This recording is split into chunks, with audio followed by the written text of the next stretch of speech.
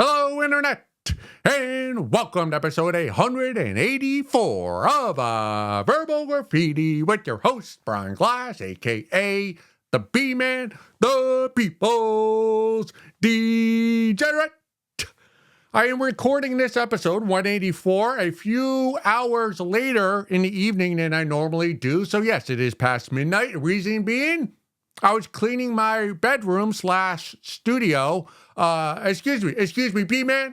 Don't you mean you were cleaning your house or your apartment or maybe even your property? No, I don't have any of those.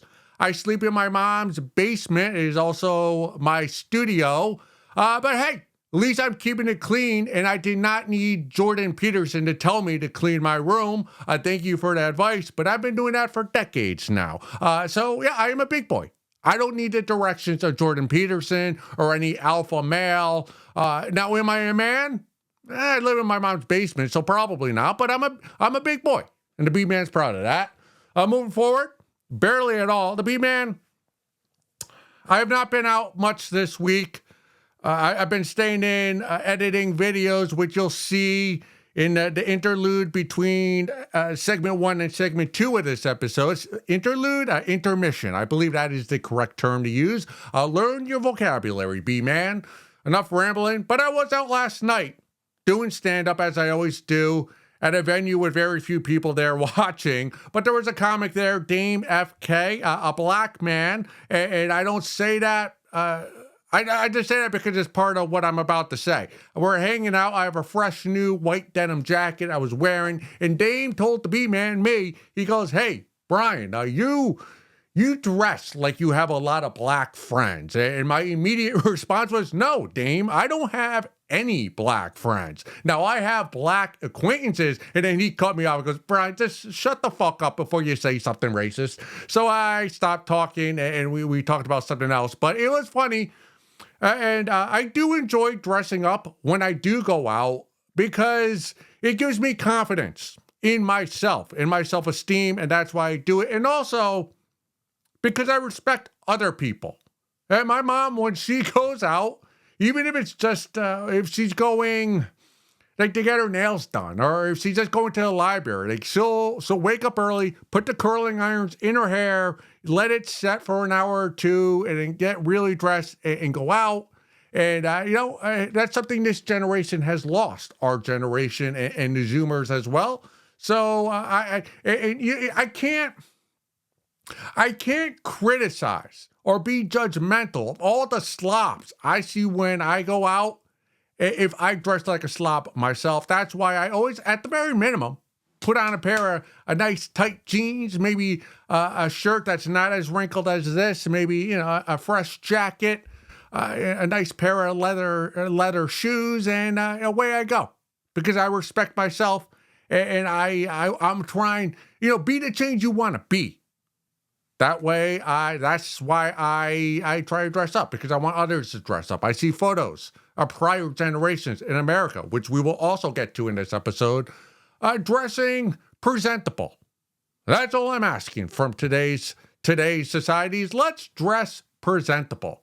Don't need a 3-piece suit. Just look like you have some pride in yourself. And you want to have pride in the others that are around you. Enough with that soapbox, although I've never been on a soapbox.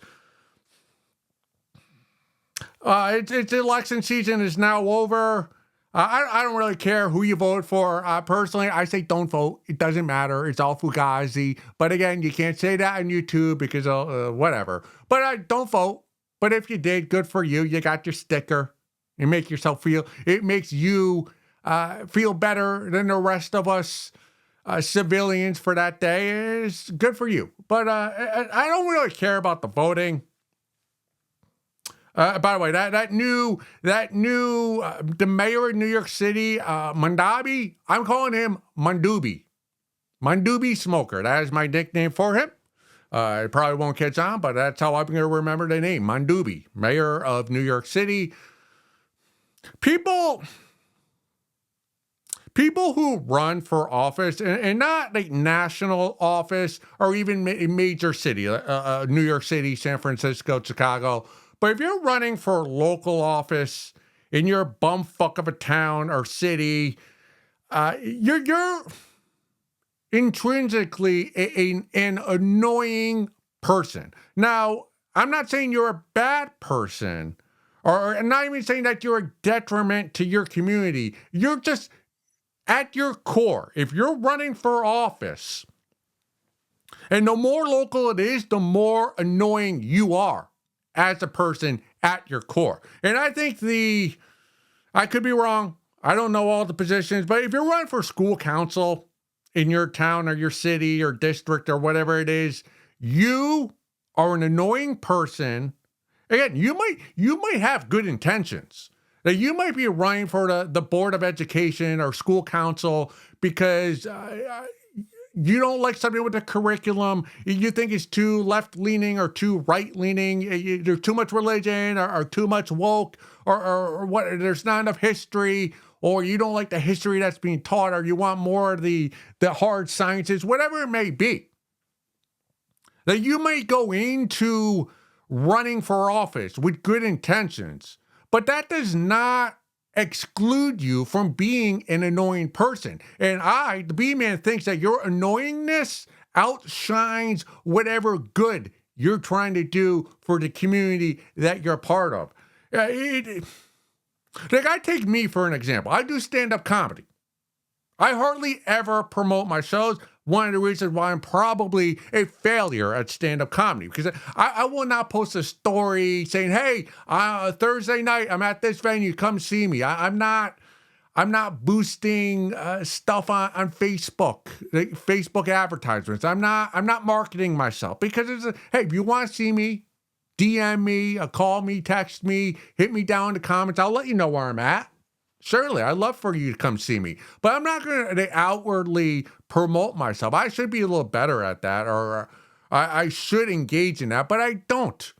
Because at my core, I am not an annoying person.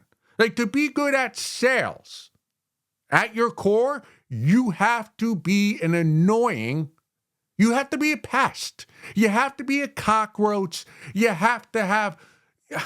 You almost have to have no shame. And, the politicians, and I live in a suburban community for the most part, at least the outwards where I live is the suburbs. I see these people who are running for office, and they have lawn signs.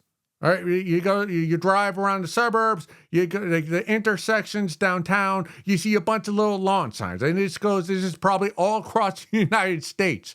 And if you're the type of person to put your name on a lawn sign and then put it at the end of a street and to try to inform everybody in your community, hey, vote for me for student council, you are an annoying person. So you are a nuisance to everybody in your community. And when you're being honest with yourself, you're trying to, if you're running for student council, I should say student council, because I think students run for that. So if you're running for like the Board of Education or community in which I live, there's, I don't know, maybe 10, 20 members of that, like board members. If you're running for something like that, that you're trying to impose your thoughts and beliefs and rules on everybody else you live with. And if you're that type of person who wants to do that, you're an annoying fuck. And I'm not saying I don't like you, but I'm calling you out for that. And it doesn't matter if you're Republican, Democrat, whomever, you're running for the Board of Education or any local office, and you have no shame. You're putting up signs, billboards.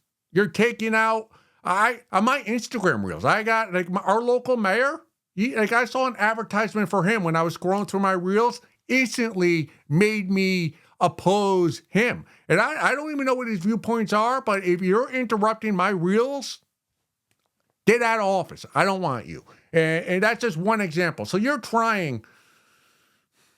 I don't like how, if you run for office, you're trying to dictate the way I and others live our lives. Therefore, I oppose you, left or right. And this isn't B-Man. I did nothing this week. I had nothing piqued my interest. So that's why I'm talking about politicians. So let's keep it moving, because who cares about politics? All right, this one comes from the subreddit, fake history porn. 3 things I like. Armed with only a half-smoked Marlboro and a hangover from the night before, United States General Kid Rock storming a beach in Normandy. His battle cry was "Ba with the ba, ba da da ba, diggy diggy dee." That song could be heard for miles. 1944, I believe D-Day was December 6th, maybe December 7th, 1944. I'll put the photo here. If you're listening via podcast, there is a photo of Kid Rock shirtless, walking bodaciously down a random beach, just in his swimming trunks. The funny thing about this post, it's not that far off from reality. Now, I'm not going to say, or I'm not going to pronounce, or I'm not going to, what's the word? I'm not going to proclaim that General Kid Rock, it would be as effective as a general, as someone like General Patton in World War II. I believe he was World War II, correct? General Patton with his big cigar. But was he really that? Is there really that much of a difference from General Patton and what potentially General Kid Rock would be like if Kid Rock was there on D-Day leading the Allied troops onto Normandy, Omaha, and the other beaches there in Normandy? I don't think so. Because honestly, if I was just an enlisted troop, conscripted, I was there on D-Day on one of those boats going to the beach. Like, I'm being honest with you. Ba with the ba. Kid Rock saying ba with the ba. That would fire me up more than anything General Patton said to me.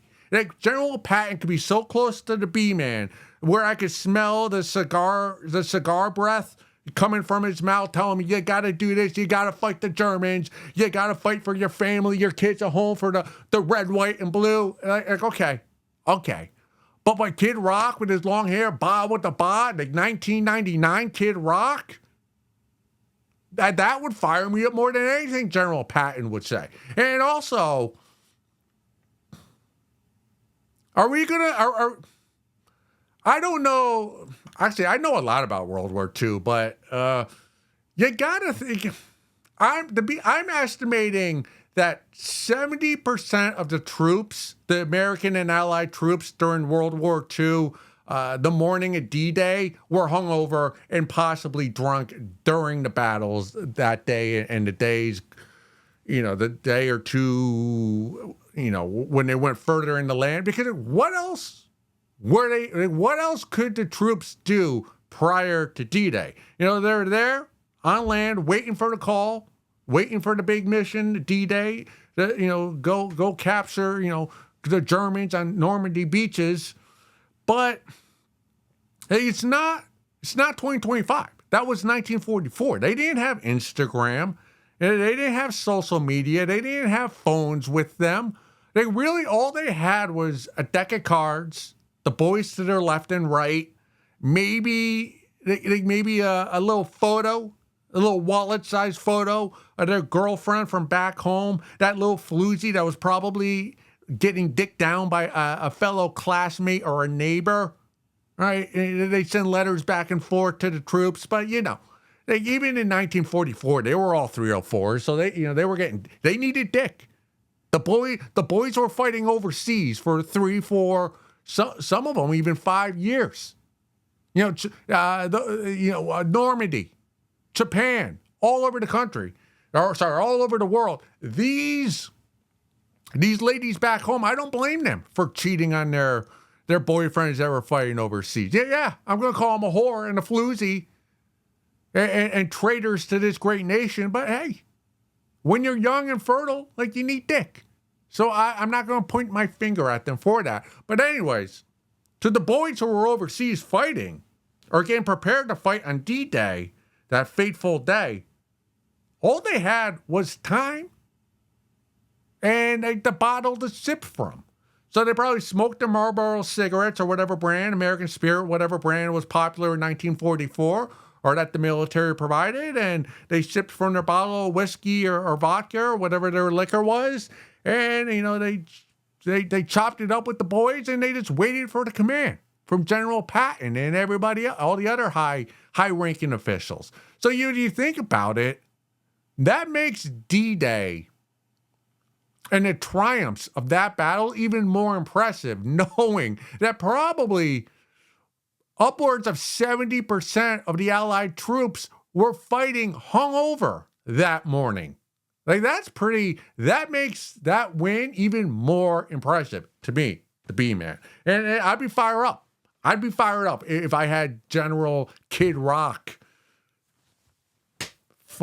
taking off his pimp hat as, the boat opens up and we're being fired at. He's like, bah with the bah, bah with the bah. I'd be slinging my rifle,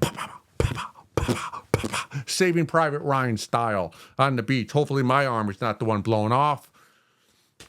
Another thing about Kid Rock, you bet your ass.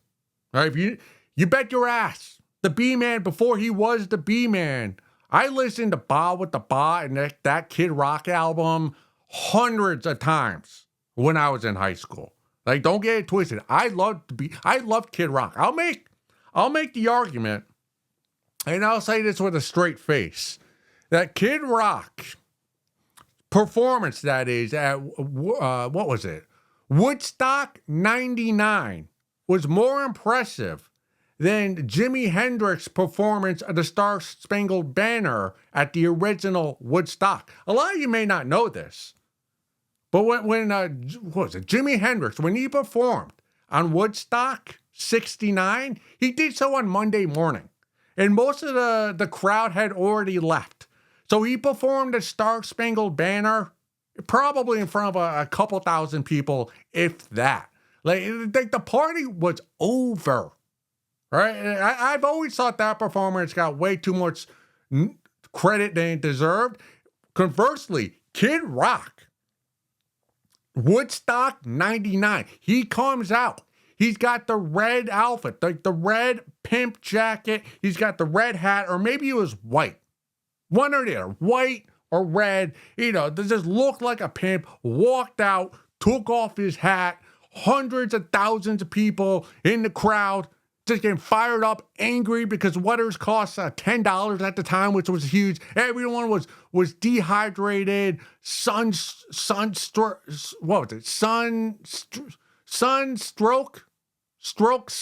whatever it is. They're there for days. They're angry. The anger's festering, and he comes out, takes his pimp hat off, and he goes, "Bah with the bah." That would have made me run through the 100 German soldiers, hundreds of the axis of evil soldiers on D-Day. That moment there, Woodstock 99, that's better than anything that went down during the original Woodstock 69. And I'll say this, one last thing about World War II and the fake history porn that we're trying to do here. If the boys from The Greatest Generation had the soundtrack of Kid Rock, Limp Bizkit, Korn, and Marilyn Manson, World War II would have been done in less than a year. There wouldn't have been a D-Day, because we would have taken the axis of evil, we would have put them down in the pit, and we would have loved them to death. That's how fired up the soundtrack of those bands and those singers would have had the boys in The Greatest Generation. Who the fuck did they have? Frank Sinatra? Was Elvis even around during World War II? A little jazz music? No. The emo, punk, rock, rap of 1999, that would have gotten the boys fired up more so than anything. Patton, or who's another big general from World War II? Eisenhower. Those are the only two I know, Patton and Eisenhower. a guy who has a master's degree in history. How pitiful is that? But yeah, I fake porn history. I guess maybe you could call it fan fiction history. It's pretty fucking fun. Pretty fucking fun. Like, oh, well, what if, also another thing, now that we're doing it, because I'm listening to a podcast on World War I from the German side, like their perspective of the war and the battles they had to go through, which Hitler did fight in World War I on the German side, of course. And you can say, oh, he's a shitty guy, right? Shitty guy Hitler. But we all have that. Like if you're an American, there's always that hypothetical. It's like a if you ever take a philosophy course, you're going to have this question that's going to be posed to you. If you had the opportunity to go back in history and kill Hitler, before he became Adolf Hitler, would you do so? And I've always said, no, I wouldn't. Like, if I could go back and kill someone during that era, like, I'd kill Stalin. Before. There would be so many. Like, Stalin he was so much more evil and vindictive than Hitler that, like, if you killed Hitler, like, you're wasting your bullet, right? Like, you got to kill Stalin before you kill Hitler.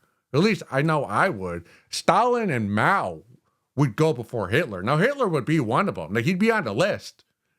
He'd be an honorable mention on my going back in history and killing list, but he would not be the first leader in our history that I'd put a bullet in.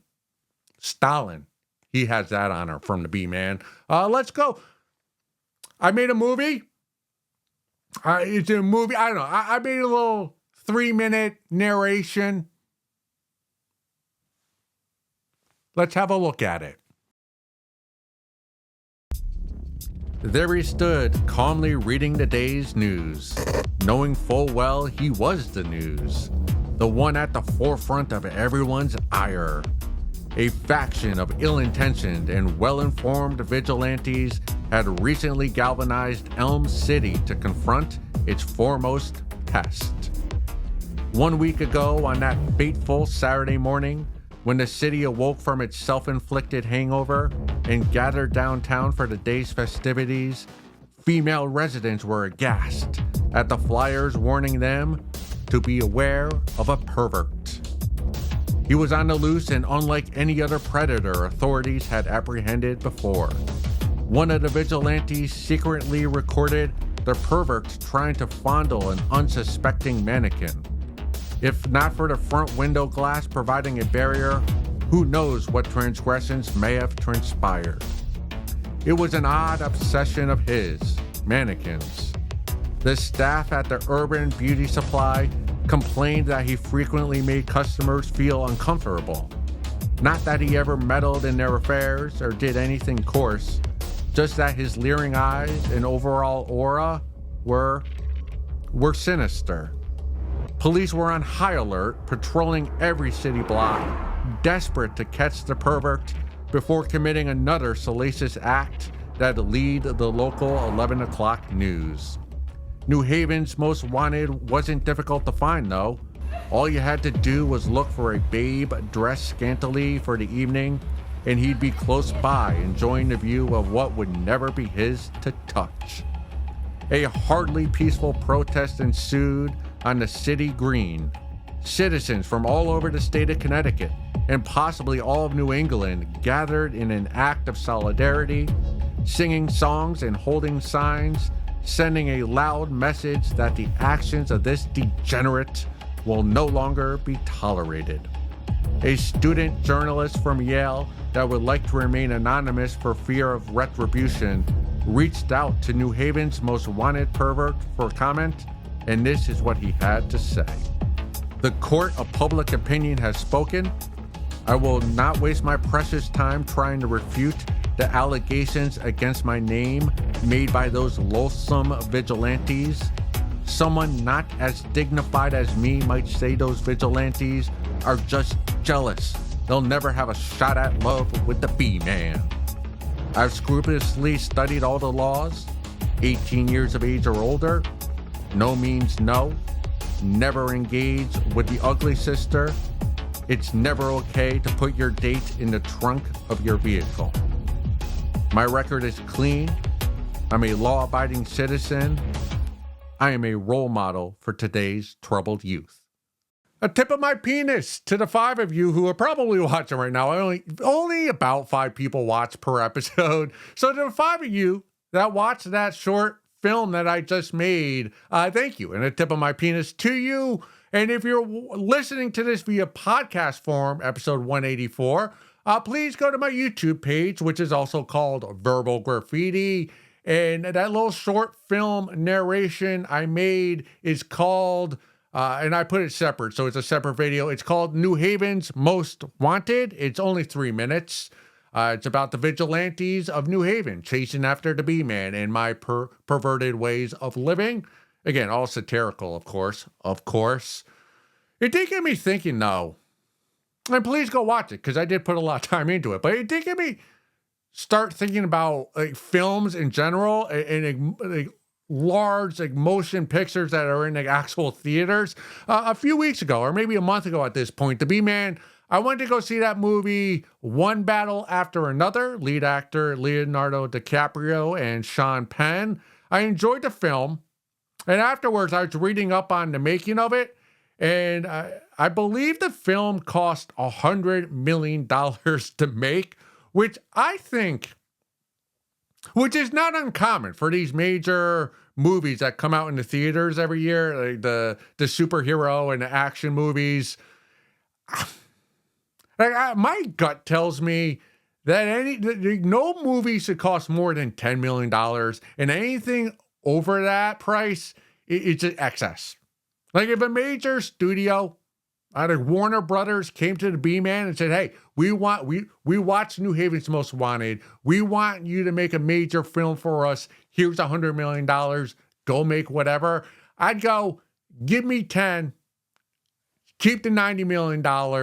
Give those to other directors to make movies. I don't need any more money than that to make whatever I want, because that film I just made, like it cost me my camera, which was $3,500, my lens, which I think was a $500, $600, and then my lav mic, which was I think $300. So for under like $7,000, I made a short 3-minute film. And honestly, a major motion feature film with like Leonardo DiCaprio or whomever. Like you could easily make a film for under $10 million. You just get like 5-6 cameras. You get a crew of 15 people, running gun. You could easily make a film. They got a successful, entertaining piece of art for under $10 million. Like, I don't know. Am I wrong? I just feel like my gut tells me like that's excess. These directors are getting $100 million, and most aren't, but like the top the line, like Chris Nolan and all them, they don't need that much money to make an entertaining film. Give any director $10 million, and they can make a film that they'd be proud of. But that's never going to happen, or maybe it will. It's not something to be seeking out. I'm enjoying making these, these 2 to 5 minute films that I'm putting together, which I guess that's a thing I do now. It really wasn't something when I started this project, Verbal Graffiti. It was not something I had in mind, but they do take a bit more time to put together. But I do enjoy making them, and being out, running, gunning, pointing cameras up, and just kind of filming myself, trying to make something audacious for all of you. I'm not sure if those are the correct adjectives, but enough about me and whatever the fuck it is I'm doing with my camera. Let's move it along. Do you agree or not? $100 million for like a real movie? $5 million. That's all you need. All right. That's going to come back to bite me if studio ever does come to me. All right. And this comes from the subreddit Brat Life. Have I been tamed? Help. I used to be a brat queen until I met my match a year ago. We are still going strong, but now I am just a good girl that obeys every command. I tried bratting off while he was working today, and he said, I really can't take you seriously when you pretend to be bratty. We both know you're going to make the noise and do whatever daddy says the second there's pressure on your throat. I felt so frustrated because he is right. Ugh. What do I do? Question mark.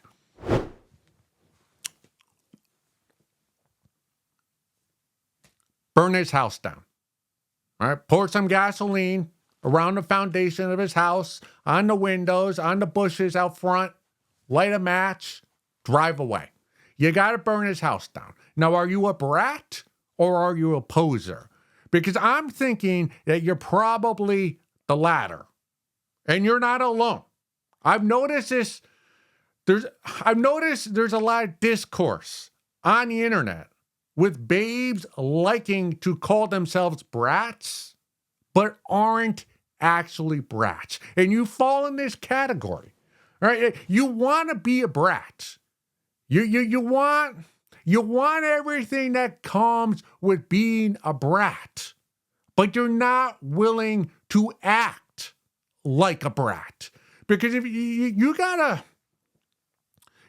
let your daddy, I mean, that's what you call him. You gotta let your daddy know that you are a brat. Because right now, from what you explained to us, you're not a brat. As soon as your daddy puts his hand on your throat and you make the noise, whatever the fuck that is, and we would like to know, whatever the noise is, you just become silly putty. All you become is a damsel in distress, a dime a dozen.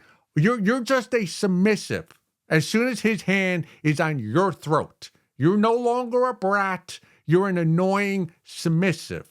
And I'm imploring you that you have to up your brattiness. Because if you do not, trust me, as a guy, as a John who enjoys being called a daddy, your daddy is going to get bored with you and send your ass to the orphanage. He's going to put you up for adoption and find a real brat, because right now you're just a starfish making the noise. Again, whatever the fuck that is. So you gotta, I'm not joking when I say burn his house down. That you have to make your daddy's life uncomfortable. Right now, he's too comfortable. He's at work and he's not even worried about you and whatever you're doing while he's at work. And that should be concerning to you. Because if you're a real brat, you should be on your daddy's mind at all time. When he's not with you, he should be worried about you. Because if you're a real brat, you might do something to fuck up his life. And you're not doing anything right now to fuck up his life. You're too comfortable, right? You're with your daddy. He's making you make the noise. And life is good for you. You're tamed. But if you're a real brat, you cannot be tamed. You're an animal. You're a brat. That's why I say you got to take extreme measures on your daddy and let him know that you're not a submissive, that you cannot be tamed, that you're a wild animal, that you're a tiger, or whatever the female version is that. So you got to burn his house down. So when he comes home, his life is in ruins, is flustered, there's chaos. You got to have him living out of a hotel for a year while his house is being rebuilt. And hopefully your daddy has insurance so he doesn't have to pay for it. And if he's really your daddy and he really cares about you, he'll pay for your lawyer fees because he's your daddy and you're his brat. Now, if he doesn't care for you, then you're fucked. You're probably going to go to jail because arson, I believe, in most states is at least 10 years. But again, he's working. He'll be able to pay for the lawyer fees, so don't worry about that. But there's too much of this on the internet. There are too many babes out there on all these forums, on all these social media, talking about, I'm a brat. Treat me like a brat. Well, I'm not going to treat you like a brat unless you're an actual brat. And the only way To be an actual brat is to make your daddy's life chaos. You have to be a brat. You have to be all consuming. Like his mind, your daddy's mind has to be all consuming about your brattiness and about what you might be doing at any moment of the day. And that's why I say, and I'm not joking about it. This is all like I'm not being facetious. I'm not being satirical. Like this is honest advice from a guy who likes to be called daddy. To all you bratty babes who want to be a brat. If you want to be a brat, you gotta make your daddy's life hell. So you gotta burn his house down. You gotta get impregnated by his brother. You gotta go to his office and tell his boss you've been sexually harassed by him. You gotta take a windshield you gotta take a bat to the windshield of his car. Right? You gotta go to his family and tell his family that your daddy's been physically abusing you. You gotta ostracize your daddy from his family, his social circle, his work, his bar. You gotta ostracize him from his entire life. So all that he has in life is you, his fucking brat. Are you up to the task? Are you a real brat? I don't know. But if you are a real brat, I just gave you the instructions for the rest of your life. So go burn your daddy's house down right now. Go suck a fat one.